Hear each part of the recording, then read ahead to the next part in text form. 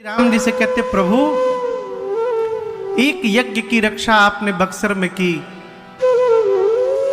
एक और यज्ञ प्रारंभ हो रहा है मिथिला में।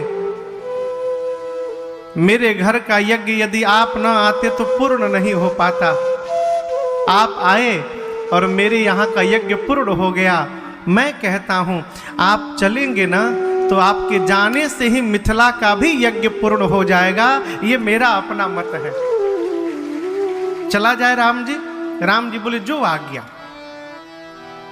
और आपने चौपाइयों को श्रवण किया। प्रारंभ में भगवान सुने, धनुष यज्ञ सुने रघुकुल नाथा, धनुष यज्ञ सुने रघुकुल नाथा, हरसि चले मुनिवर के साथ, हरसि चले मुनिवर के साथ, आश्रम एक देख मग माही, आश्रम एक देख मग माही, खग मृग जीव जंतु तहनाही, खग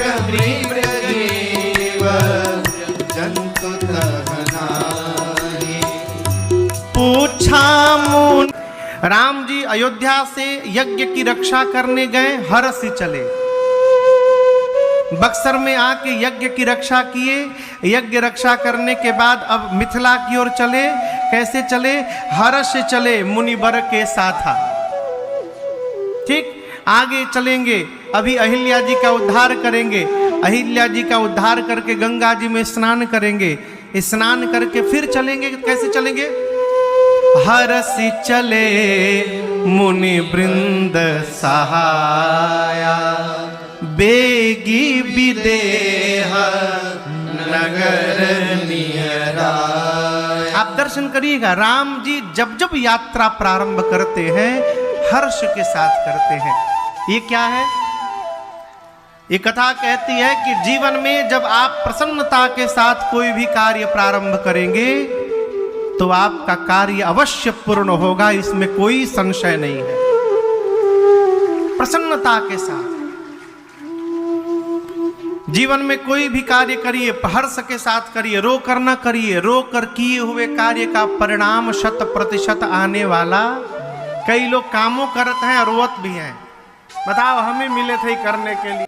भावा सोबर पावा।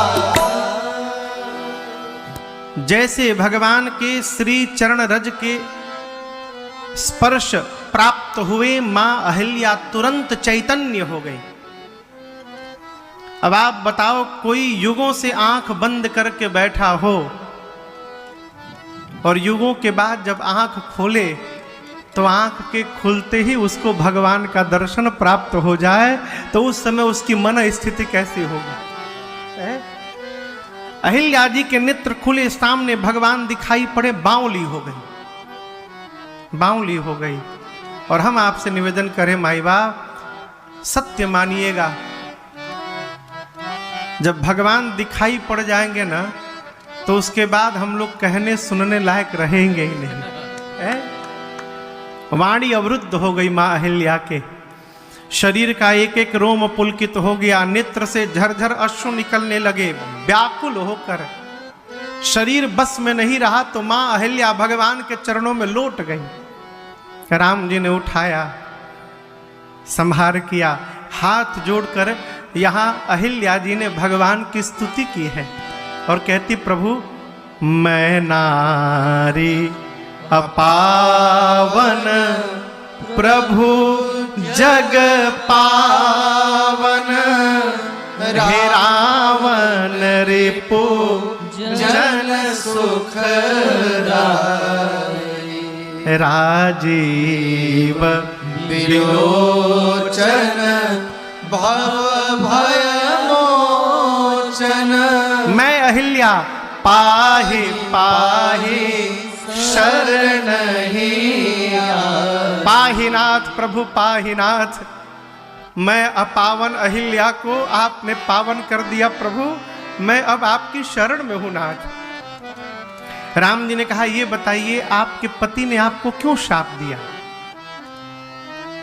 गौतम ऋषि ने आपको क्यों शाप दे दिया? मां ने कहा प्रभु ये बात आपसे कही किसने कि मेरे पति ने मुझे शाप दिया?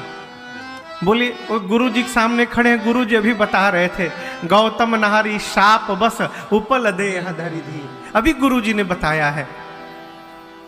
अहिल्या मैया ने हाथ जोड़कर कहा प्रभु आज तक तो मुझे भी लग रहा था कि मेरे पति ने मुझे शाप दिया है, लेकिन इस समय इस क्षण पता चला है, अभी अभी पता चला है कि मेरे पति ने मुझे शाप नहीं दिया था, मेरे पति ने मेरा उद्धार कराया था नाथ। यदि शाप न मिला होता तो आज अहिल्या को रघुनाथ का दर्शन भी प्राप्त नहीं हुआ होता है? मुझे ये भी पता है कि मेरे से अपराध क्यों हुआ, क्यों हुआ?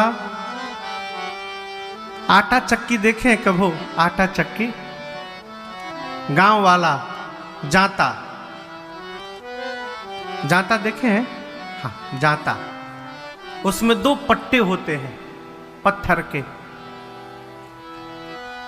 एक नीचे वाला स्थिर रहता है, ऊपर वाला घूमता है, बीच में किल्ला लगा रहता है, उसी किल्ले में ये ऊपर वाला पट्टा फंसा रहता है, किल्ले के पास छिद्र रहता है, उसी में गेहूं डाला जाता है और जाता घुमाया जाता है तो गेहूं पिस के बाहर निकलता है। यही है ना? कबीरदास जी कहते हैं कि देखो संसार में ये पूरा संसार इस जांते की तरह है, दिन रात के दो पट्टे हैं और इस दिन रात के दो पट्टों के बीच में जो जो गया वो पिस के समाप्त हो गया, कोई बचा उचा नहीं। कबीरदास जी का बेटा था कमाल, कहा बाबूजी आप जो कह रहे हैं वो पूर्ण सत्य नहीं है, ये तो सत्य है कि जांते के भीतर दो पट्टों के भीतर जो गया वो बचा नहीं, वो पिस के समाप्त हो गया, लेकिन कुछ बचा भी है। कौन? जो बीच में किल्ला लगा है, उस किल्ले से जो सट गया है उस गेहूं का कुछ बिगड़ नहीं पाया, वो साबुत का साबुत बना रह गया। ये किल्ला क्या है जानते हैं? भगवान का चरण है। इन चरणों से जो दूर भया उससे अपराध होगा, इन चरणों में जिसका मन लगा रहेगा उससे अपराध होने वाला नहीं है। अहिल्या जी कहती प्रभु मेरे से अपराध इसलिए हुआ कि मेरा मन आपके चरणों से दूर था, लेकिन अब मैं आपसे कुछ मांगने वाली हूं। बिनती प्रभु मोरी मैं मति भोरी, नाथ न मांगऊं वर। दूसरा कोई वरदान नहीं चाहिए, एक वरदान चाहिए। क्या? पद कमल परागा रस अनुरागा, मम मन मधुप करे पाना। जिस प्रकार कमल के पुष्प पर भंवरा दिन रात मंडराता है, क्यों? कमल के पुष्प के भीतर जो पराग है उस पराग को प्राप्त करने के लिए मंडराता है ना। प्रभु आपका चरण ही कमल का पुष्प है।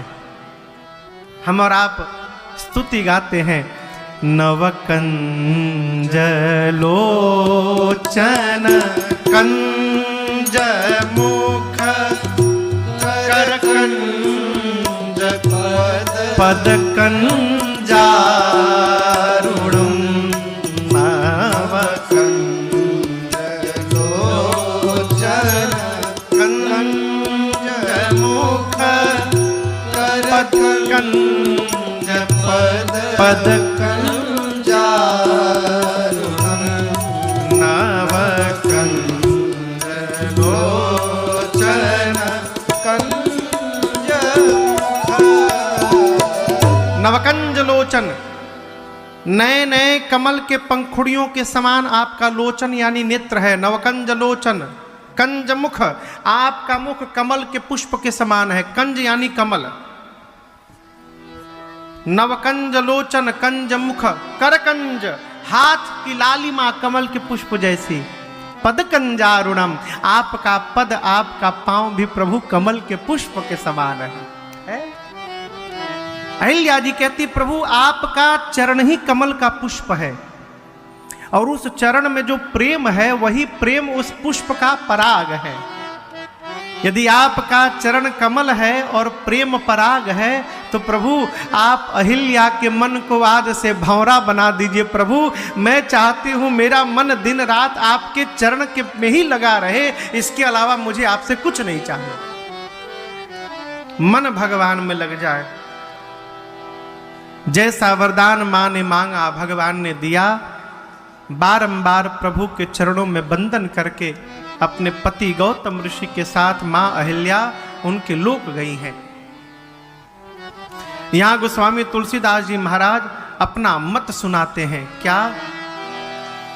अस प्रभु दीन बंधु हरे,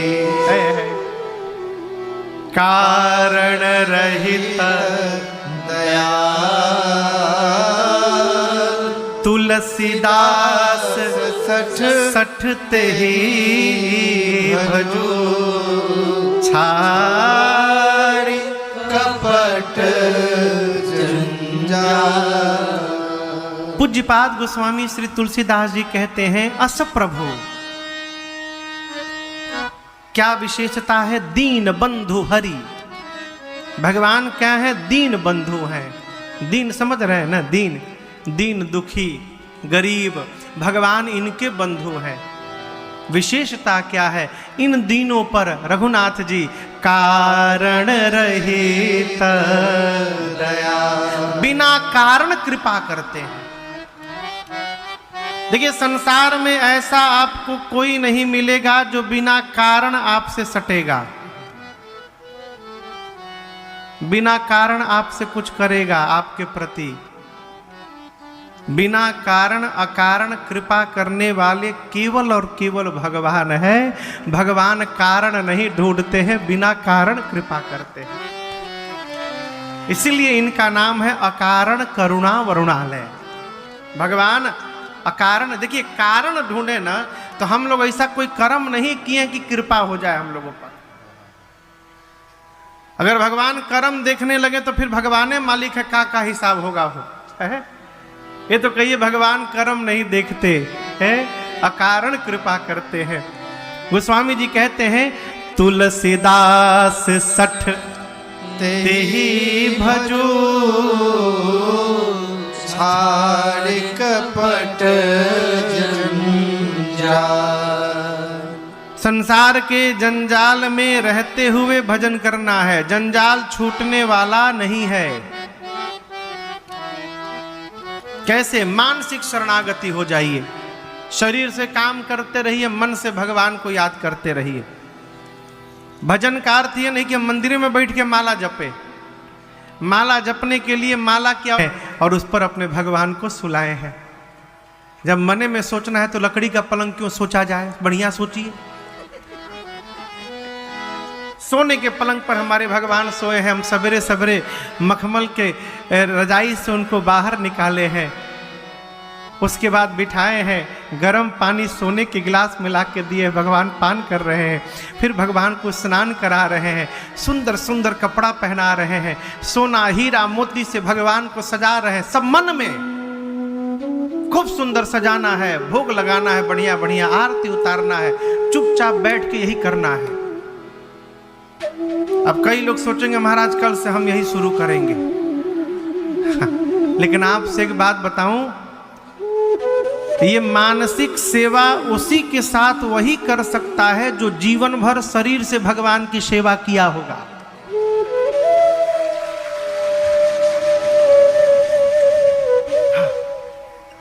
आप ये ना समझ लेना कि महाराज बोले सबसे श्रेष्ठ है तो कल से पूजा पाठ बंद, हम मानसिक करेंगे। मानसिक आंख बंद करते मनवा भागे लागत है हो,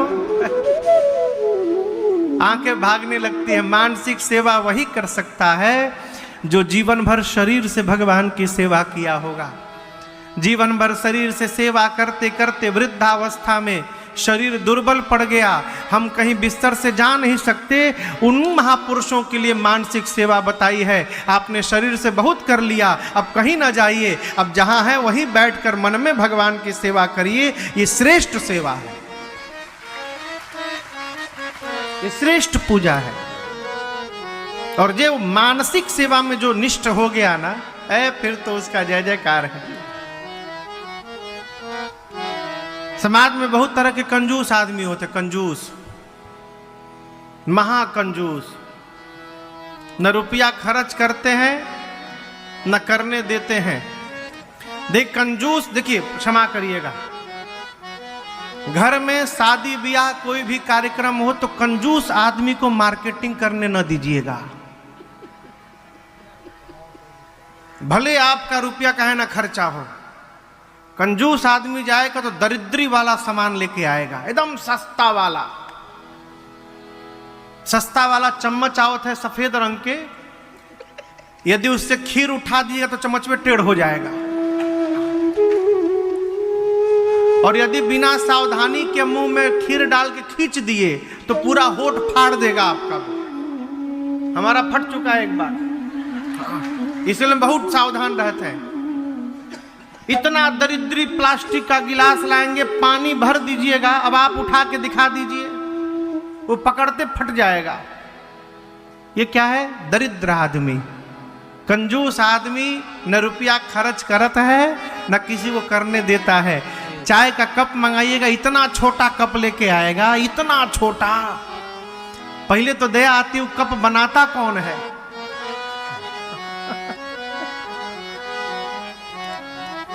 एक महाकंजूस आदमी कथा में चला गया और उसने यही बात सुन ली कि मानसिक सेवा सबसे बढ़िया सेवा। कथा के बाद महाराज के चरणों में लौट गया, कहा महाराज आपने इतना बढ़िया मंत्र हमको दे दिया ना आज से, अरे कितना लाभ हुआ मेरा। बोले कैसा लाभ? अगरबत्ती का पैसा बच गया, दिया का पैसा बच गया, माचिस बच गया, भोग का पैसा बच गया, सब खत्म। अब आज से मानसिक सेवा करूंगा। लेकिन आपको बताऊं, मानसिक सेवा में निष्ठावान हो गया वो। चुपचाप बैठ जाता था घर में, अब मने मन भगवान की सेवा करता था। एक दिन सोचा कि आज भगवान को खीर भोग लगाऊं मैं, सही में नहीं मन में। तो भगवान को नहला धुला के बिठा दिया मन में। अब बैठे बैठे मानसिक भाव से किचन में गया, चूल्हा चालू करके उस पर पतीली को रखा, उसमें दूध डाला, चावल डाला। दूध के और चावल के क्वांटिटी को देखकर मन में सोचा कि 4 चम्मच चीनी डालूंगा तो पर्याप्त हो जाएगा, लेकिन वो 6 चम्मच डाल दिया, सही में नहीं मन में। अब 6 चम्मच डालने के बाद अब खीर उतार नहीं रहा है। क्यों? 2 चम्मच बर्बाद हो गया मेरा आज। बताओ, 2 चम्मच एक्स्ट्रा चीनी डाल दिया, बर्बाद हो गया 2 चम्मच चीनी। आज सही में नहीं डाला है, मन में डाला है, लेकिन मन में भी उसको बर्बादी लग रहा है, उतार नहीं रहा है। अब भगवान को बिठा के रखा कि प्रभु भोग लगाऊंगा खीर। घंटों बीत गया, सोच रहा है का करी, कैसे चीनी मेकअप करे। मेकअप करने के लिए दूध डालना पड़ेगा, चावल डालना पड़ेगा, और खर्चा बढ़ेगा।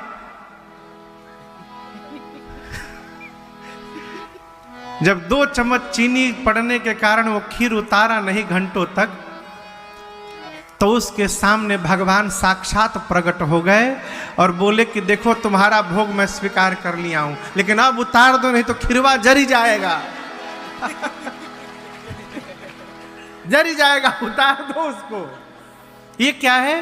वो मानसिक सेवा में इतना निष्ठावान हो गया कि उसको लग रहा था कि सही में मैंने 2 चम्मच डाल दिया है। इस भाव से लग गया भगवान से कि भगवान प्रकट हो गए। मानसिक सेवा, मन भगवान में रहे।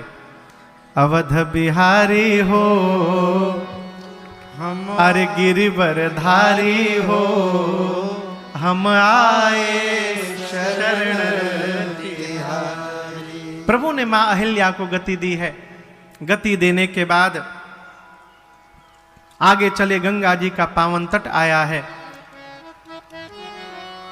यहां गंगा जी में स्नान हुआ और स्नान के बाद बाबा कहते हैं हर से चले मुनि वृंद सहाया बेगे विदेह नगर नियराया।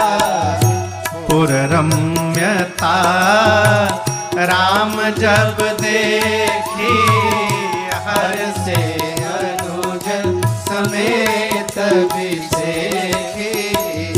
पुर नर नारी सुभग सुचि संता धर्मशील ज्ञानी गुणवंता। पुर नर नारी सुभग सुचि संता धर्मशील ज्ञानी गुणवंता। गंगा स्नान करने के बाद दान देने का रघुनाथ जी ने संकल्प लिया। यहां दर्शन करिए। तब प्रभु ऋषिन समेत नहाए विविध दान मही देवन पाए। यहां गोस्वामी जी ये नहीं लिखे कि राम जी ने ब्राह्मणों को दान दिया, ये लिखे कि ब्राह्मणों को राम जी से दान मिला। तो राम जी दिए नहीं तो मिलेगा कैसे, प्रश्न है ना। राम जी देंगे कैसे? क्या वो अयोध्या से खजाना लेके गए थे कि ब्राह्मणों को दान देते जा रहे हैं? जब राम जी के पास देने के लिए कुछ है नहीं तो राम जी ने दिया कैसे? राम जी यदि दिए नहीं तो ब्राह्मणों को मिला कैसे? ये प्रश्न है। तो यहां क्या है, राम जी ने दान दिया नहीं है, राम जी ने दान देने का संकल्प लिया है।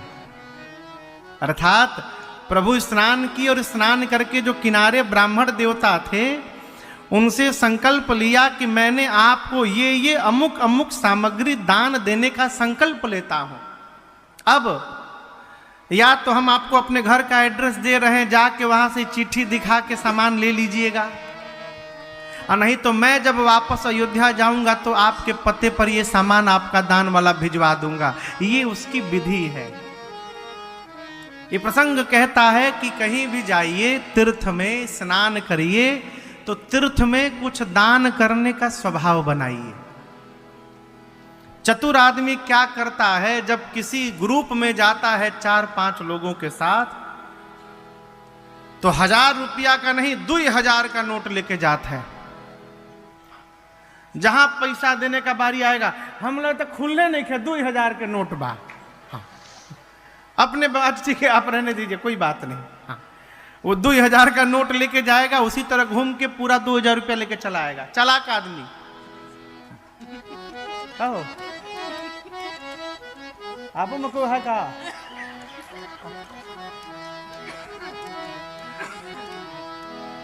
दान करिए।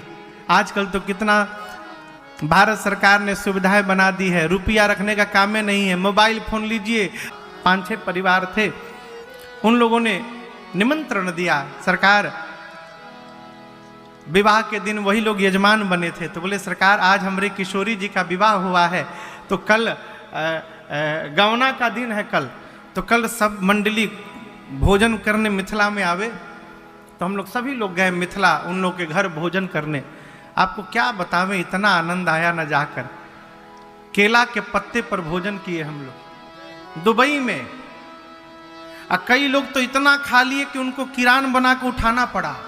हाँ उत्तम, इतना भोजन कराए, सब इतना भोजन कराए। देखिए मिथिला में जो सबसे कम खिलाता है 25-26 आइटम खिलाता है, और उसके बाद हाथ जोड़ के कहते हैं महाराज जल्दी जल्दी में कुछ बना नहीं पाए, थोड़ा टाइम मिला, वही 30-35 आइटम बना है। हमारे यहाँ नियम तो 108 आइटम खिलाने का है पाहुन को, जल्दी जल्दी में कुछ बना नहीं पाए हम। ये मिथिला का स्वागत है। भगवान मिथिला में प्रवेश करते हैं। पुर नर नारी सुभग सुचि संता धर्मशील ज्ञानी गुणवंता। एक बार फिर पावल जाइए।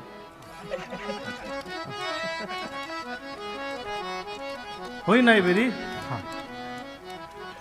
अद्भुत नगरी। एक सुंदर आम के बगीचे को देखकर विश्वामित्र जी राम लक्ष्मण मुनियों के साथ रुके।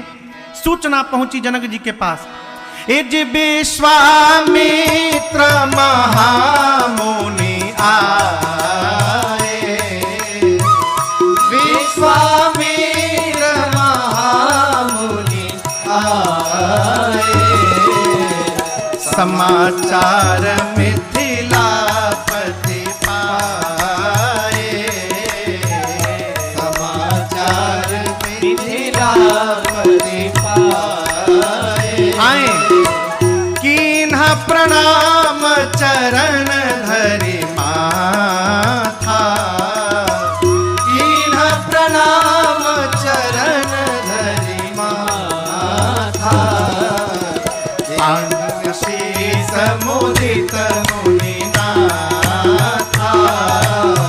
दीनय शेष मुदित मुनिनाथा, दीनय शेष मुदित मुनिनाथा।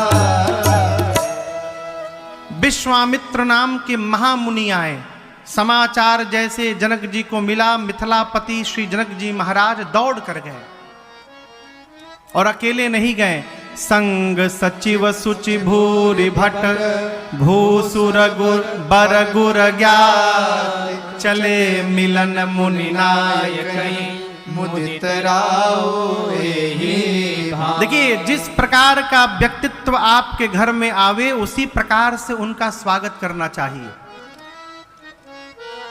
गुरु जी आवे तो ड्राइवर को नहीं भेजना चाहिए गाड़ी देकर, गुरु जी आवे तो परिवार स्वयं जाना चाहिए गुरु जी को लेने के लिए। ये मर्यादा है, इसी को प्रोटोकॉल कहते हैं संविधान में। किसी देश के राष्ट्रपति आएंगे तो कौन लेने जाएगा, प्रधानमंत्री आएंगे तो कौन लेने जाएगा, ये मर्यादा है। विश्वामित्र नाम के महामुनि आए तो कौन गया लेने, स्वयं जनक जी महाराज, उनके मंत्रीगण, श्रेष्ठ ब्राह्मण देवता, श्रेष्ठ बिरदावली गाने वाले भाट और उनके गुरुदेव भगवान सतानंद जी, इतने लोगों को साथ में लेकर चले मिलन मुनि नायक मुदित राओ एहि भाव। लेकर चले आम के बगीचे में जाकर विश्वामित्र जी के चरणों में जनक जी महाराज ने पहला काम किया, कीन्हा प्रणाम चरण धरि माथा, दीन्ह अशेष मुदित मुनि नाथा। श्री जनक जी ने अपने सिर को श्री विश्वामित्र जी के श्री चरणों में ले जाकर रख दिया। ये प्रणाम करने की विधि है। एक निवेदन मैं करूं आपसे, आशीर्वाद दिया नहीं जाता है, फिर महाराज आशीर्वाद लिया जाता है। हमारा आचरण ऐसा हो जाए कि सामने वाला हमको आशीर्वाद देने के लिए विवश हो जाए। है? हम जिस भाव से प्रणाम करते हैं सामने वाले की ओर से उसी भाव का आशीर्वाद निकलता है। अब कल्पना करिए, गुरुजी बोरा लेके खड़े हों कपार पर, चेला कहे गुरुजी खड़े रहिए हम आपको दंडवत करेंगे। गुरुजी कौन आशीर्वाद देंगे चेला को? सिर पर भार लेके गुरुजी खड़े हैं, चेला दंडवत करेगा, बोरवे पटक देंगे ऊपर, लो आशीर्वाद हमारा। जनक जी ने वंदन किया है चरणों में, विश्वामित्र जी ने आशीर्वाद दिया, कुशलता पूछी। यहाँ कहते हैं कुशल प्रश्न करी 12 यानी बार बार। अब कल्पना करिए, आप किसी के पास जाएं, प्रणाम करें, सामने वाला आशीर्वाद दे और पूछे और बताइए सब ठीक ठाक है ना? जी सब बढ़िया, आपकी कृपा। ले जाकर बिठाए और फिर पूछे और बताइए सब ठीक ठाक है ना? जी आपकी कृपा। चाय लेकर आवे, फिर पूछे और बताइए सब ठीक ठाक है ना? जहां 3 बार पूछेगा आप कहेंगे दिमाग में बात ठीक है कि नहीं इनका, एक ही बात बार बार पूछ रहे हैं। यहाँ जनक जी महाराज से विश्वामित्र जी ने कुशल प्रश्न करी बारही, बारंबार पूछा। क्यों पूछा? धनुष यज्ञ में दीप दीप के राजा आए हैं और अकेले नहीं आए हैं, अपने दल बल के साथ आए हैं। विश्वामित्र जी बार बार इसलिए पूछ रहे हैं कि जनक जी सब ठीक ठाक है ना, कोई राजा उत्पात तो नहीं कर रहा है यहाँ आकर? यदि कर रहा, नागपुर में है, अब भोपाल जाना है कल, तो आज ही अपन 50-60 को चेला भेज देंगे, पैसा दे के भेजेंगे कि देखो बड़का मोटका मोटका माला खरीद के रखना, बैंड बाजा कर लेना, और जैसे हम ट्रेन से उतरे मीडिया बुला के रखना, माला पहना के नेताजी की जय। लेकिन यहां दर्शन करिए, राम जी आए तो राम जी किसी को बताए नहीं थे कि हम आए तो आप लोग खड़े हो जाइएगा। क्यों? जो श्रेष्ठ होता है उसको बताना नहीं पड़ता है कि वो श्रेष्ठ है, उसका आचरण बताता है कि वो श्रेष्ठत्व को वर्ण कर चुका है। हमारे एक चाचा हैं, कहते हैं बाबू जिस पुष्प में खुशबू होगी ना, अगल बगल से गुजरने पर पता चल जाएगा कि इसमें सुगंध है, और जिसमें खुशबू नहीं होगी उसमें परफ्यूम मार के सूंघाना पड़ेगा। तनी सूंघिए तो देखिए कैसा महक रहा है, नकली। रघुनाथ जी मेरे आए, भगवान जैसे प्रवेश किए सारे लोग खड़े हो गए। उठे सकल, उठे सकल जब रघुपति आए, भगवान आए, सारे खड़े हो गए। विश्वामित्र जी ने क्या किया? विश्वामित्र निकट बैठा। अब यहां दर्शन करिए, राम जी आए, सब लोग खड़े हो गए। विश्वामित्र जी मानो सबको जला रहे हो, राम जी को बुलाकर विश्वामित्र जी ने अपने पास में बिठा लिया। आप किसी को देखकर व्याकुल हो जाएं और आप ही के सामने उनको कोई अपने पास में बिठा ले तो आपको जलन होने लगेगी। बताओ, वो उनके पास में बैठे हैं, हम इतने दूर खड़े हुए हैं। विश्वामित्र जी ने रघुनाथ जी को पास में बिठाया। और यहां दर्शन करिए, ब्रह्म का चिंतन तभी तक बन रहा है जब तक भगवान का दर्शन नहीं हुआ है।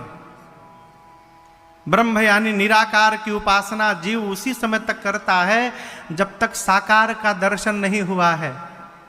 आपसे निवेदन करूं, निराकार को मानने वाला, ब्रह्म की उपासना करने वाला साकार भगवान का अस्तित्व नहीं मानते।